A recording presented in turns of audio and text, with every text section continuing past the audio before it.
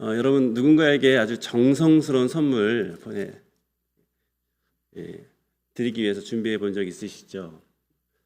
그분이 뭘 좋아할까 이런 생각 가운데 선물을 신중하게 고르기도 하고 또 예쁜 포장지를 고르기도 하고 또 거기에다가 또 아주 예쁜 아주 아름다운 디자인의 카드를 그리고 그곳에 자필로 마음을 꼭꼭 담아서 쓴 그런 선물을 준비해서 드리면 주는 사람도 기분 좋고 받는 사람도 참 기분이 좋습니다. 한편으로는 포장지, 리본, 카드 경제적인 논리로 보면 곧 없어질 곧 휴지통으로 들어갈 물건이지만 그래서 어떻게 보면 불필요한 낭비로 보이기도 합니다. 하지만 우리는 알죠. 낭비처럼 보이는 것이 사실은 정성이다 라는 것을 압니다. 이 정성을 담을 때 그냥 일반적인 상품 하나가 아니라 마음을 담은, 진정성을 담은 선물이 된다는 것을 우리는 알게 되는 겁니다. 오늘 우리가 볼 요한복음 12장은 바로 그런 압도적인 정성이 실제화된 그런 현장입니다. 11장에서 죽은 지 나흘 된 나사로를 예수님께서 살리십니다. 그리고 12장에서는 이 십자가를 향한 여정의 그 골목인 그 베다니 마을을 찾으시는 예수님의 모습을 봅니다.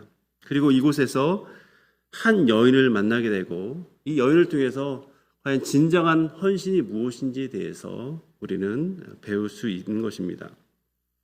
이 여인은 무려 노동자의 1년치 임금에 해당되는 가치가 있는 그 향유를 아낌없이 곁들여서 예수님의 발에 쏟아붓습니다. 그 헌신의 마음을 담은 그 향기가 그 집안에 진동하는 순간에 정작 예수님의 제자들은 이것이 무슨 낭비냐, 왜 이렇게 허비하느냐라면서 분통을 터뜨립니다. 한편에서는 최고의 정성을 담았지만 한편에서는 무모한 낭비라고 하는 이런 아주 이 두 가지가 대립하는 상황에서 예수님께서는 그 여인의 헌신의 의미를 선포를 해 주십니다. 그래서 오늘 이 말씀을 통해서 우리는 이 파격적인 여인의 행동 그 뒤에 숨겨져 있는 그 믿음이 무엇인지, 그리고 합당해 보이는 제자들의 비판을 단숨에 잠재운 예수님의 놀라운 해석에 대해서 우리는 살펴볼 것입니다. 오늘 본문은 짧습니다. 하지만 이 본문을 우리 한번 세 가지 장면으로 나눠서 우리 보려 합니다. 바라기는 이 세 가지 장면을 기억하면서 우리도 하나님께서 기뻐하시는 그런 역사를 쓰는 명장면으로 우리의 삶이 남기를 그런 소망하는 마음 가운데 이 말씀을 같이 봤으면 좋겠습니다. 첫 번째 장면은 헌신의 장면입니다. 은혜를 경험한 사람들이 예수님을 맞이하는 장면입니다. 그것이 1절에서 3절입니다. 1절에 보면 6월절 엿새 전이라는 때를 알리고 있습니다. 그러니까 예수님의 사역은 지금 막바지이고 그 막바지의 사역은 십자가를 지른 일입니다. 그 십자가를 향해 가는 마지막 국면을 알리는 말이 6월절 엿새 전입니다. 여러분 6월절은 어떤 절기입니까? 이스라엘 백성들이 출애굽하기 시작할 때 그들을 이 죽음의 사자로부터 지킬 수 있도록 하는 그 6월을 기념하며 지키는 절기입니다. 매우 중요한 절기, 구원을 기념하는 절기입니다. 요한복음 첫 장에서 세례 요한은 예수님을 가리켜 이렇게 선언합니다. 요한복음 1장 29절에 있는 말씀입니다. 보라, 세상 죄를 지고 가는 하나님의 어린 양이로다 라고 예수님에 대해서 표현합니다. 그러니까 예수님은 출애굽 시에 유월절을 위해서 잡았던 그 어린 양, 그로 인해서 이스라엘 백성들이 구원을 받았던 것처럼 지금 앞으로 구원받을 자들을 위해서 예수님은 유월절 어린 양으로 준비하고 계시는 것을 지금 세례 요한은 말하고 있는 것입니다. 그 어린 양, 세상 죄를 지고 가실 어린 양께서 지금 베다니라고 하는 마을에 지금 이르신 겁니다. 이 장소에 대해서 설명을 하는데 죽은 자 가운데서 살리신 나사로가 있는 곳이다라고 설명을 합니다. 나사로는 사흘 동안 무덤에 있었던 사람입니다. 그는 회생에 어떤 일말의 희망도 없었던, 이미 죽었던 자였습니다. 그런 나사로가 살아난 곳이 바로 베다니입니다. 그런데 나사로만 베다니에서 은혜를 입었을까요? 그렇지 않습니다. 같은 사건을 담고 있는 마태복음, 마가복음을 보면 예수님이 머무신 곳에 대해서 이렇게 기록하고 있습니다. 마가복음 14장 3절입니다. 예수께서 베다니 나병 환자 시몬의 집에서 식사하실 때, 예수님께서 어디에서 누구와 함께 식사합니까? 나병 환자 시몬의 집에서 사람들과 함께 식사를 하고 있습니다. 여러분, 나병 환자, 유대 율법에 의하면 나병 환자는 사회적으로 격리되어야 될 존재입니다. 절대로 접촉해서는 안 될 존재입니다. 그래서 나병이 생기면 그는 가족으로부터 격리됐습니다. 가족뿐만 아니라 그 진으로부터 격리됐습니다. 그 얘기는 마을 밖에서 살게 되었다라고 하는 겁니다. 그런데 나병 환자의 집에서 식사하신다, 잔치가 열린다라고 하는 것은 무슨 의미입니까? 그가 과거에 나병 환자였다. 다르게 생각하면 그는 이미 회복되었다라는 것을 암시하는 것입니다. 예수님이 도착하자 이 마을에서 잔치를 하는데 그 잔치의 목적, 잔치를 누구를 위한 잔치인지 2절에 쓰여져 있습니다. 누구입니까? 예수를 위하여 잔치를 합니다. 이 자리에 나사로가 예수님과 함께 있습니다. 그러나 살아난 나사로를 위한 잔치가 아닙니다. 아마도 예수님의 은혜 가운데 치유되어서 가족의 품에 있게 된 시몬을 위한 모임도 아닙니다.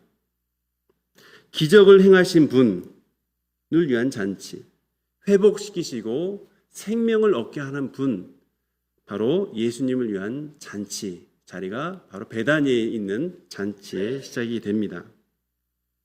여러분, 요한복음이나 기타 다른 공간복음에서 보면 예수님의 많은 행적이 드러납니다. 이 이적과 기적을 통해서 예수님은 사람들의 필요를 채워주시는 분이셨습니다. 그러나 요한복음 마지막 절 21장 25절에 보면 성경은 그것을 다 기록할 수 없다라고 말합니다. 하지만 요한복음의 저자 요한 사도는 예수님이 의도하신 것을 중심으로만 그렇게 기록하고 있습니다. 그것을 우리는 표적 또는 사인이라고 부릅니다. 이 표적들은 이적 자체가 주는 놀라움을 넘어서 이적이 가리키는 방향, 즉 예수님은 누구신가? 예수님이 누구신지를 알면 우리는 어떻게 해야 되는가를 알리기 위한 그런 목적이 담겨 있는 것입니다. 그래서 이적이 아니라 요한 사도는 표적으로 계속 말을 하고 있습니다. 따라서 나사로의 질병도 그의 죽음도 그것은 예수님의 부활의 능력을 드러내기 위한 표적이다라고 지금 설명하고 있습니다. 요한복음 11장 4절 우리 앞장에 보면 이렇게 말합니다. 예수께서 들으시고 이르시되 이 병은 죽을 병이 아니라 하나님의 영광을 위함이요 하나님의 아들이 이로 말미암아 영광을 받게 하려 함이라 하시더라. 죽은 나사로의 살아남음을 본 정말 그의 형제들 마르다, 마리아, 그를 포함한 그 가족들, 그리고 언제인지 모르지만 나병으로부터 치유받았을 시몬과 또 그의 가족들, 그래서 그가 가정으로 복귀한 뒤에 큰 기쁨을 누렸을 이 가족들이 예수님의 오심을 기뻐하면서 이 잔치로 화답하고 있는 것이죠. 이런 베다니의 잔치에는 사실은 두 겹에 가까운 현실이 공존합니다. 하나는 가까운 과거에 속한 것입니다. 이 잔치는 왜 열렸습니까?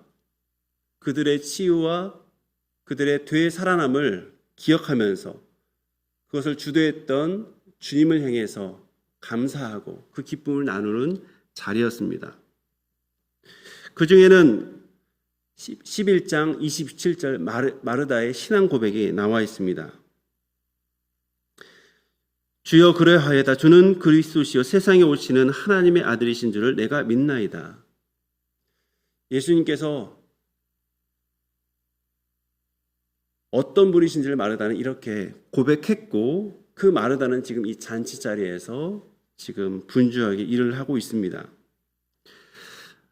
생명이 회복된 나사로는 예수님과 함께 식탁에 앉아 있습니다. 아마도 정확하진 않지만 그 집의 주인이었을 시몬도 그 곁에 있었을 것입니다. 하지만 요한 사도는 계속 요한복음을 통해서 다른 사람이 아닌 나사로를 향해서 나사로에게만 집중하고 있습니다. 나사로는 죽었다가 살아난 자이기 때문입니다. 이렇게 조금 전에 과거가 여기에 담겨져 있다면 가까운 미래에 속한 것도 있습니다. 앞에 요한복음 11장 53절에 보면 대제사장들이 이미 예수님을 죽이려고 모의를 하고 있습니다. 베다니 잔치는 과거를 돌아볼 때 기쁨과 감사를 누리는 그런 잔치였지만 동시에 예수님의 죽음의 그림자가 드리워진 자리인 것입니다. 물론 예수님의 이 죽음은 영원한 죽음에 처한 이들을 하늘에 속한 기쁨과 감사와 소망을 주시기 위한, 이들에게 주시기 위한 죽으심입니다. 우리가 요한복음을 계속 새벽에 보고 있는데 이 요한복음을 보면 예수님에 대해서 이렇게 묘사하고 있습니다. 예수님은 다 아시는 분, 사람의 정체도 아시고 그 사람의 속내도 아시는 분으로 계속 묘사하고 있습니다. 사마리아 여인을 만날 때도 그가 어떤 존재인지 먼저 아시고 심지어 그를 만나기 위해서 먼저 우물가에서 기다리신 분이십니다. 예수님은 나다나엘을 처음 만났을 때도 무화과 나무 아래 있다라는 것을 알리셔서 나다나엘을 깜짝 놀라게 하셨습니다. 예수님은 사람의 모습으로 오셨지만 그러나 그분은 우리와 달리 과거, 현재 그리고 앞날을 다 아시는 그런 분이십니다. 그래서 지금 6월절 엿새 베다니로 들어가시는 것도 우연한 방문이 아니라 장차 예루살렘을 통해서 그곳에서 하나님께서 기뻐하시는 그 십자가 사명을 감당하시기 위해 가시는 길이신 것입니다. 예수님은 사람들의 음모를 압니다. 하지만 그 음모에 담긴 죽음의 때인 것을 알기 때문에 그에 맞춰서 지금 이 발걸음을 계속 진행하시는 것이죠. 그럴 때 한 여인이 등장합니다. 우리 3절 같이 읽겠습니다. 마리아는 지극히 비싼 향유 곧 순전한 나드 한 그릇을 가져다가 예수의 발에 붓고 자기 머리털로 그의 발을 닦으니 향유 냄새가 집에 가득하더라. 순전한 나드 한 근. 순전하다는 것은 진짜라는 의미입니다. 아주 순수한 진품이다라는 의미입니다. 연구에 의하면 이 진귀한 향유는 당시에 네팔 히말라야 산지에서 수입된 감송향이라는 식물의 뿌리에서 극소량만 추출되는 아주 귀한 기름이다라고 합니다. 그리고 한 근은 약 300g이 조금 넘은 얼마 되지 않는 무게이지만 그 가치로는 300데나리온. 1데나리온은 일당을 얘기합니다. 그러니까 사람의 1년 1년치에 해당되는 그 임금에 해당하는 매우 값비싼 것, 이것이 순전한 나드 한 근의 가치입니다.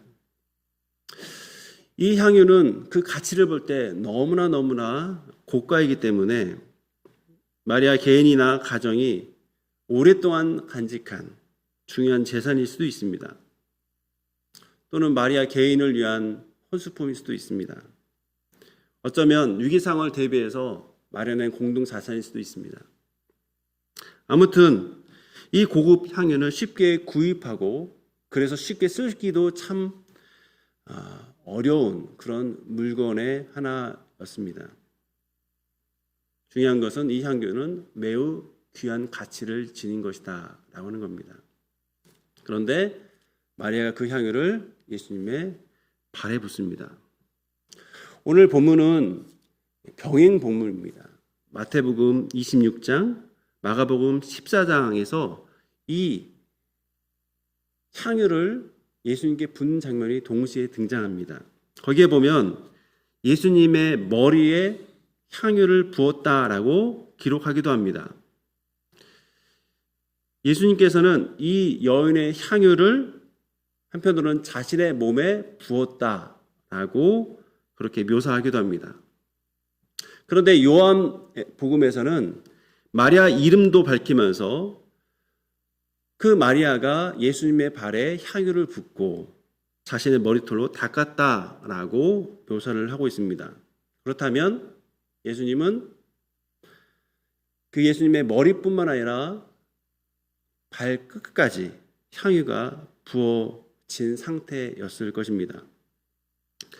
다르게 묘사된 그런 모습으로 보이지만 사실은 다른 사건을 말하는 것이 아니라 같은 사건이지만 복음서마다 강조점이 다른 부분이다라는 것을 우리는 기억하셔야 됩니다. 마태와 마가는 머리 붓는 것을 강조합니다. 그래서 귀한 분에게 이 향유를 드림으로써 그분의 존귀함을 강조합니다. 반면 요한은 지극히 귀한 분의 머리뿐만 아니라 발까지도 향유를 부음으로 자신을 낮추고 그 정성을 다하는 헌신의 태도를 지금 분명하게 보여주고 있습니다. 발까지 향유를 닿게 하는 일, 이것은 정교법을 중요하게 여기는 그 유대 사회에서 극히 꺼려지는 일이었을 것입니다.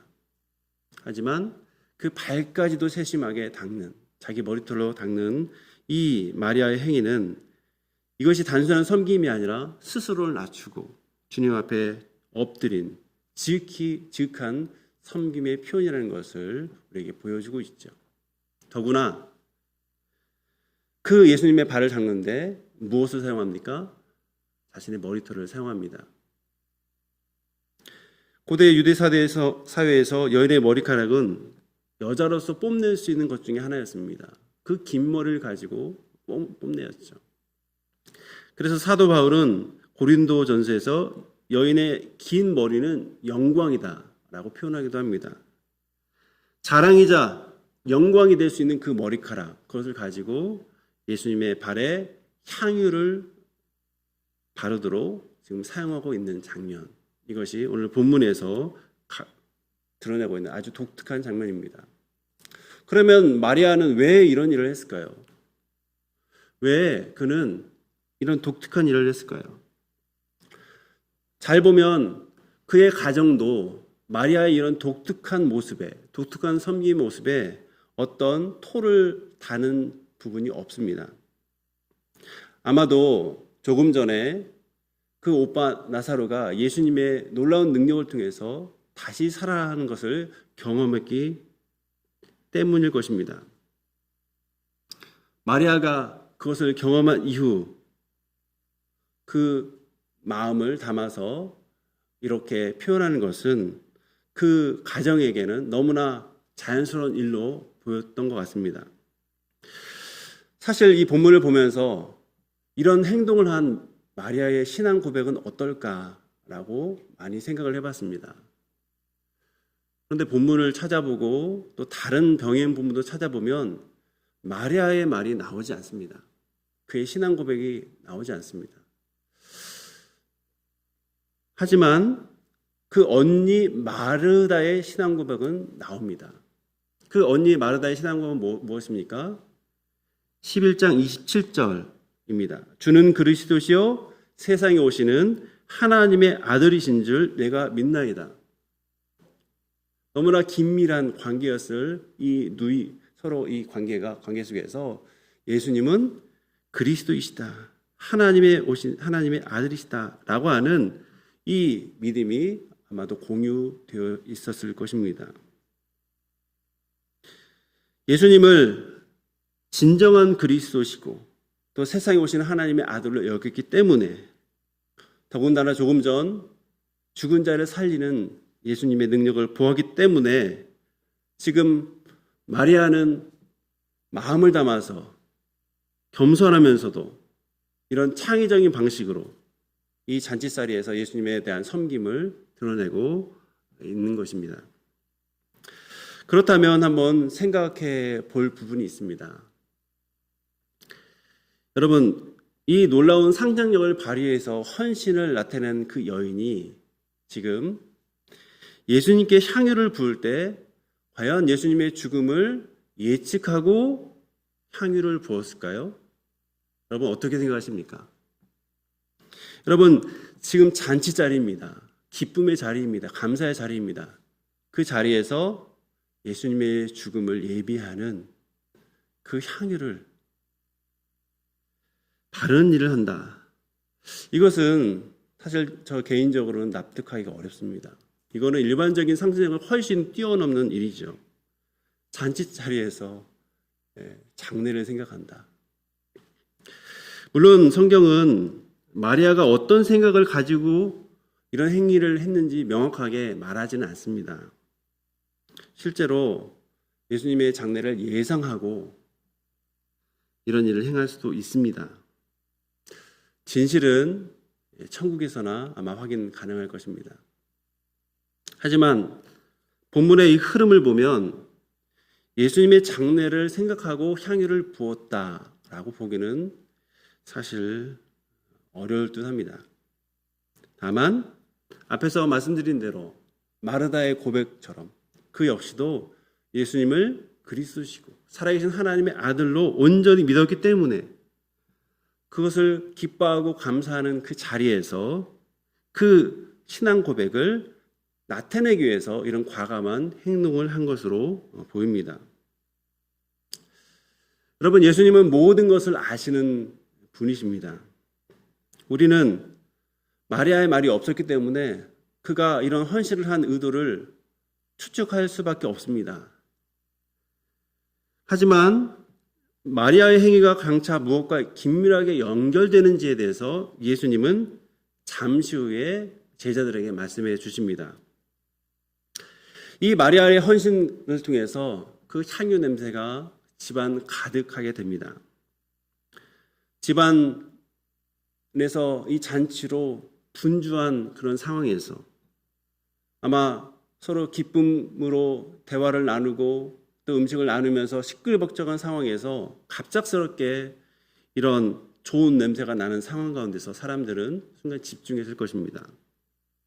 그리고 이 나사로를 살린 것에 대한 감사도 중요하지만 어떻게 저런 놀라운 값비싼 가치를 가지고 있는 그것을 깨뜨려서 예수님께 드리는 것, 너무나 과할 정도로 예수님을 대우하는 이 마리아를 보면서 그 사람들은 각자 크게 놀라면서 이런저런 얘기를 시작합니다. 마리아는 그 가치를 몰라서 드린 것은 아닙니다. 그 향유가 300데나리온짜리라고 하는 것을 그는 알고 있고 그 자리에 있는 그 냄새를 맡는 모든 사람들도 잘 압니다. 엄청난 향유값을 너무나 잘 알면서도 그것으로 예수님을 섬긴 일, 이것이 지금 마리아의 헌신의 색깔입니다. 이것이 예수님을 향한 마리아의 신앙이고 마리아의 마음인 것입니다. 이 헌신의 장면이 여기서 끝나면 참 좋겠지만 아닙니다. 이 냄새를 맡고 사람들이 이런저런 얘기를 시작합니다. 특별히 이것에 대해서 거세게 반론하기 시작합니다. 그래서 두 번째 장면은 이 여자의 헌신에 대해서 비난하는 장면입니다. 그것이 4절입니다. 제자 중 하나로서 예수를 잡아줄 가룟 유다가 말하되 이 향유를 어찌하여 300데나리온에 팔아 가난한 자들에게 주지 아니하였느냐 하니. 여러분, 유다의 말은 흠이 없습니다. 가난한 자를 언급하고 구체적인 그 가치를 제시하고 이를 팔아서 가난한 자에게 도움되는 일을 하는 것은 너무나 옳은 말입니다. 더구나 300데나리온이면 한 사람의 연봉에 해당되는 금액이면 가난한 사람들, 많은 가난한 사람들에게 큰 도움이 되었을 것입니다. 그래서 이 반론은 악의적인 반론이기보다는 합리적인 반론입니다. 타당해 보이고 설득력 있는 그런 반론이죠. 더구나 이 말을 한 사람만 한 것이 아니라 우리 같이 병행 본문인 마태복음 26장 또 14장에 보면 다른 제자들도 한결같이 이런 생각을 하고 있는 것으로 보입니다. 제자들의 집단적인 반응이 뭐냐? 분개하고 화를 내고 있는 것입니다. 그 행위는 낭비다라고 모든 사람들이, 특별히 예수님의 제자들이 판단하고 있습니다. 그런데 본문을 잘 보면 요한복음은 다른 제자들의 이름을 거론하지 않고 특정인 가롯 유다만 거론하고 있습니다. 마태, 마가를 보면 예수님의 제자들의 집단적인 반응을 보여주고 있고 요한은 그 반응을 가장 앞서서 주도했던 특정한 인물 유다의 말을 인용하고 있는 것이죠. 새 복음서의 기록은 다른 사건이 아니라 같은 사건을 서로 다른 각도에서 풍성하게 지금 보여주고 있습니다. 아무튼 그 자리에 있던 제자들의 생각은 다 같았습니다. 마리아의 행동은 그들의 눈에는 헌신이 아니라 허비이고 낭비였다라고 하는 것입니다. 여기서 요한은 6절을 통해서 제자들의 마음을 대변하는 유다의 또 다른 이면의 모습을 드러내고 있습니다. 6절입니다. 이렇게 말하면 가난한 자들을 생각함이 아니요 그는 도둑이라 돈꾀를 맞고 거기 넣는 것을 훔쳐감이로라. 유다는 제자들의 활동을 위한 공동 자금을 보관하고 또 관리하는 사람이었던 것 같습니다. 그런데 나중에 보니까, 알고 보니까 이 일을 잘 감당한 것이 아니라 이 돈을 가지고 횡령한 그런 정황이 드러나게 된 것이죠. 이 마리아를 지금 비난하며 덧붙이는 유다의 말을 한번 보십시오. 가난한 자들을 위한다. 가난한 자들을 위한 행동을 해야 된다. 라고 말을 하지만, 그래서 이 말이 다른 이들에게 공감을 불러일으키는 말이지만 실제로는 자신이 거액을 챙길 수 있는 그 기회를 놓쳐버린 것에 대한 안타까움을 담은 말인 것이죠. 사실 그의 말은 좋은 말이었지만 그 말 속에는 탐욕이 담겨 있었던 것입니다. 유다의 이 횡령 행위는 당장 밝혀진 것이 아니라 나중에 밝혀졌다라고 하는 것을 지금 6절을 통해서 사도 요한은 기록을 하고 있습니다. 여러분, 많은 제자들이 동의한 것처럼 마리아의 행위는, 향유를 깨뜨린 일은 가난한 자를 생각하면 과하고 허비하는 일이고 낭비하는 일이었습니다. 그러면 예수님은 이 행위를 어떻게 보실까요? 예수님도 낭비라고 여기실까요? 다음 장면에서 예수님의 그 판단이 드러나는 거죠. 우리 7절을 같이 읽겠습니다. 예수께서 이르시되 그를 가만두어 나의 장례할 날을 위하여 그것을 간직하게 하라. 예수님은 먼저 이렇게 말씀하십니다. 그를 가만두어라. 여기서 그는 마리아입니다. 그리고 누구에게 말합니까? 유다에게 말합니다. 그러니까 유다에게 마리아의 행위에 대해서 가만두어라 라고 말씀하십니다. 마태 마가복음에는 유다가 아닌 여러 제자들에게 다음과 같이 말씀하십니다. 마태복음 26장 10절 그리고 마가복음 14장 6절입니다. 너희가 어찌하여 여자를 괴롭히느냐? 너희가 어찌하여 그를 괴롭게 하느냐? 마태복음과 마가복음은 여러 제자들이 이 여인의 행동을 보고 비판한 것으로 기록이 됩니다. 그러나 요한복음은 여인을 향한 이 비판의 중심 인물이 가룟 유다임을 분명하게 밝히고 있습니다. 이 제자들의 비판 속에 있는 마리아를 예수님은 보호하시기 위해서 직접 말씀하십니다. 어찌하여 이 여자가 괴롭게 하느냐? 마리아의 헌신에 대해서 사람들이 벌떼처럼 비판을 많이 하니까 마리아 역시도 내가 과연 잘못한 일인가 이런 생각을 했을 것입니다. 하지만 예수님은 비난하는 제자들을 제지하시고 마리아를 적극 변호하시고 그 다음에 그 행위에 대해서 이렇게 해석을 하십니다. 그것이 7절입니다. 같이 읽습니다. 예수께서 이르시되 그를 가만두어 나의 장례할 나를 위하여 그것을 간직하게 하라. 간직하게 하라. 이것은 향유를 보관하라는 의미가 아닙니다. 향유는 이미 깨트려졌습니다. 이것은 향유를 보관하라는 의미가 아니라 마리아가 부은 향의 의미를 나의 장례를 준비한 것으로 받아들이라라는 의미입니다. 마리아는 지금 가장 가치로운 것을 드립니다. 머리부터 발끝까지 향유를 발라서 그리스도이신 하나님의 아들이신 그 예수님에 대해서 참된 믿음의 고백을 나타내고 있습니다. 예수님은 그 행동에 담긴 마음을 다 알고 계셨습니다. 그런데 그것에 그치지 않고 그것을 더 넘어서 그것을 예수님의 장례를 준비하는 행위로 연결해 주십니다.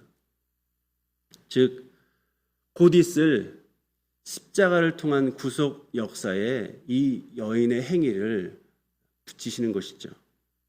연결해 주십니다. 그런 의미에서 마리아는 자신이 알지 못하는 그 헌신이 예수님의 장례를 준비하는 고귀한 행동이 되었다라는 것을 그 뒤 세대들에게 전해진 겁니다.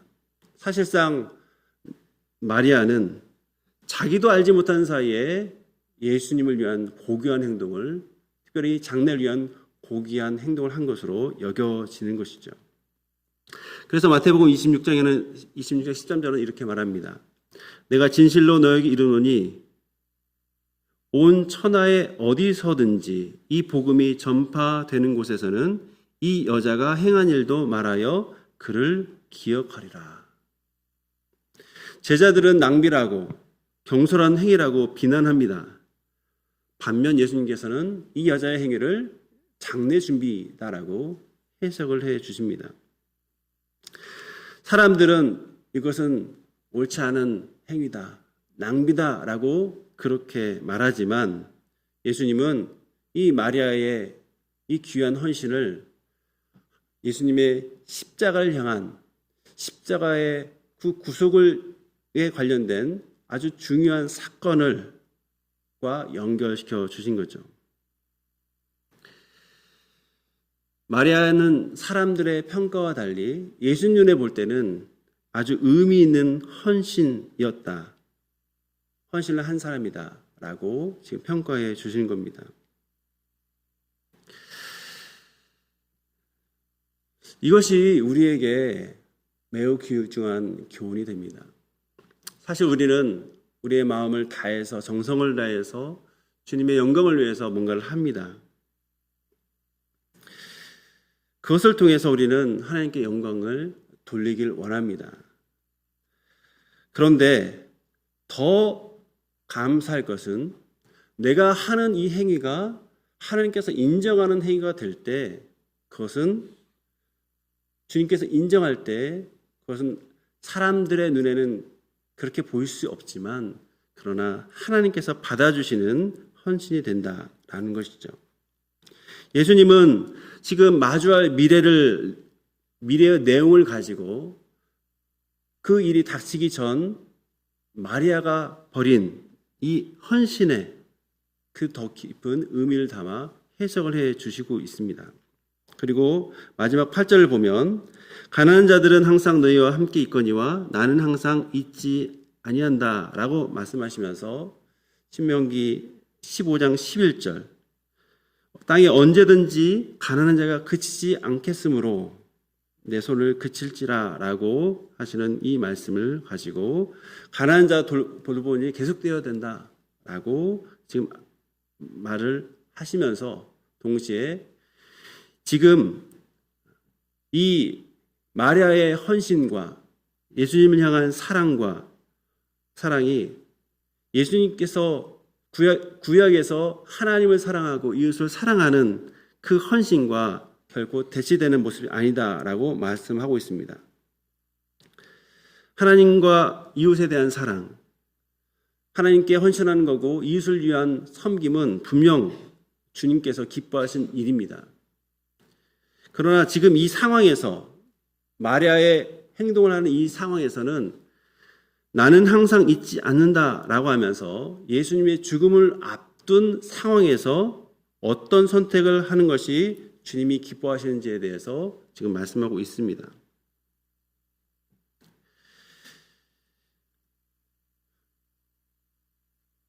예수님께서 십자가를 지시는 것은 반복된 일이 아니라 유일한 일입니다. 6월절 어린 양이 베다니에 계실 때 그것은 십자가를 맞이하기 얼마 전입니다. 이 시간은 반복되지 않고 또 되돌릴 수 없고 그런 의미에서 예수님의 십자가 사건 그것을 준비하는 시간은 인류 역사에서 특별히 구원 역사에서 매우 중요한 순간입니다. 그 순간이 다가올 때 마리아는 생명을 살리신 예수님에 대한 그 깊은 믿음을 누구도 따라오기 힘들 만큼 독특한 방식으로 또 헌신하는 방식으로 표현을 했습니다.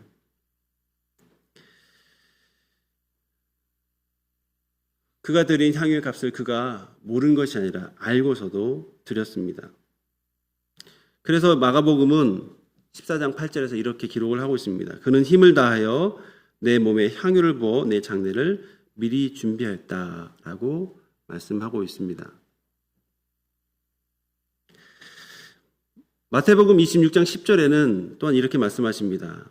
예수께서 아시고 그들에게 이르시되 너희가 어찌하여 이 여자를 괴롭게 하느냐 하면서 그가 내게 좋은 일을 하였다라고 말씀하십니다. 여기서 좋은 일 할 때 이 좋은은 칼로스라는 뜻입니다. 예수님께서 자신을 선한 목자라고 표현할 때 이 칼로스라는 단어를 쓰셨습니다. 도덕적으로 옳고 좋다라고 하는 것을 넘어서 선하고 아름답고 그래서 지극히 모범이 될 만한 것을 의미하는 단어로 쓰인 것이죠. 많은 다수의 제자들은 이 마리아의 행위를 낭비하는 행위다라고 판단했을 때 예수님은 그의 행위를 좋은 일, 장례를 준비하는 일, 그리고 장례 구속사의 한 장면에 포함된 일로 그렇게 여겨주시는 거죠. 여기서 오늘 말씀을 통해서 우리는 한 가지를 배우는 겁니다. 헌신은 그 자체만으로 완성품이 아닙니다. 아무리 대단한 헌신이라도 인간적인 헌신만 있다면 그 의미는 거기까지라는 것입니다.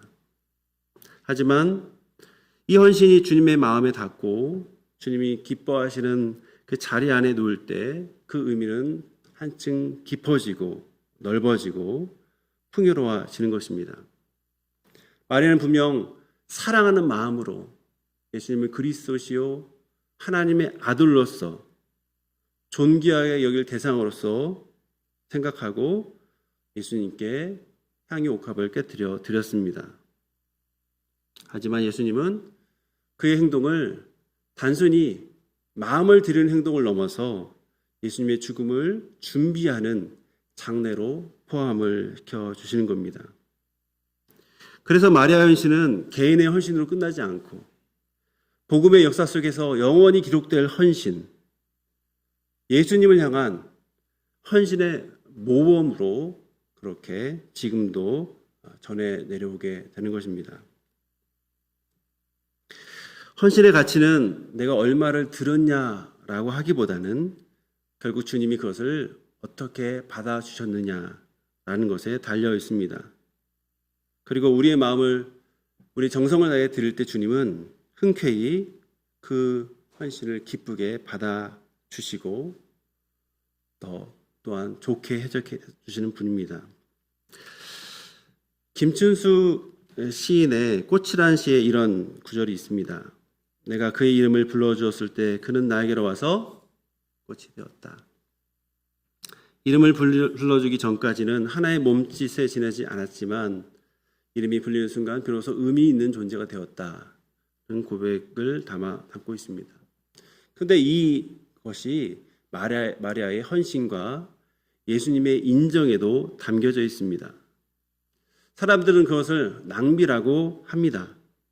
하지만 예수님은 그 행위를 나의 장례를 준비한 일이라고 이름 붙여주십니다. 세상은 허비라고 부르지만 예수님은 그것을 구원 역사에 길이길이 기록될 위대한 헌신이다라고 부르시는 것이죠.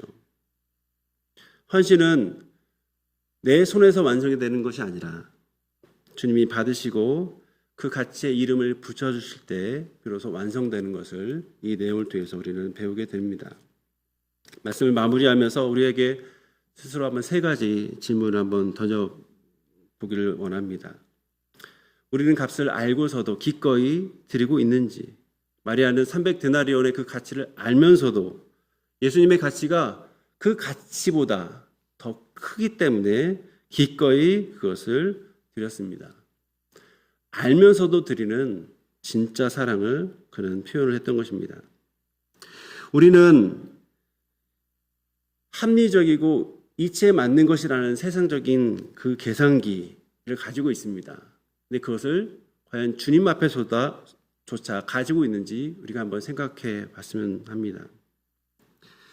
주님을 향한 사랑은 인간적인 계산이 아니라 받으신 분에 합당해야 하는 겁니다. 받으시는 분이 만족할 때 그 헌신이 비로소 향기를 발하는 것이죠. 마지막으로 주님이 주신 지금이라는 기회를 우리가 붙잡고 있는지 생각해 보길 원합니다. 예수님은 나는 항상 함께 있지 않는다라고 말씀하십니다. 우리 인생에도 옥합을 깨트릴 만한 그런 결정적인 순간이 있습니다. 여기서 옥합을 깨트린다는 것은 단순히 물질을 드린다는 것만은 의미하지 않습니다. 어떤 분들에게는 그 지금이 주님 앞에서 나와 흘리는 회개의 눈물이 될 수 있습니다. 어떤 분들에게는 너무나 바쁜 일상을 멈추고 주님의 음성에 귀를 기울이는 그 시간이 옥합일 수가 있습니다.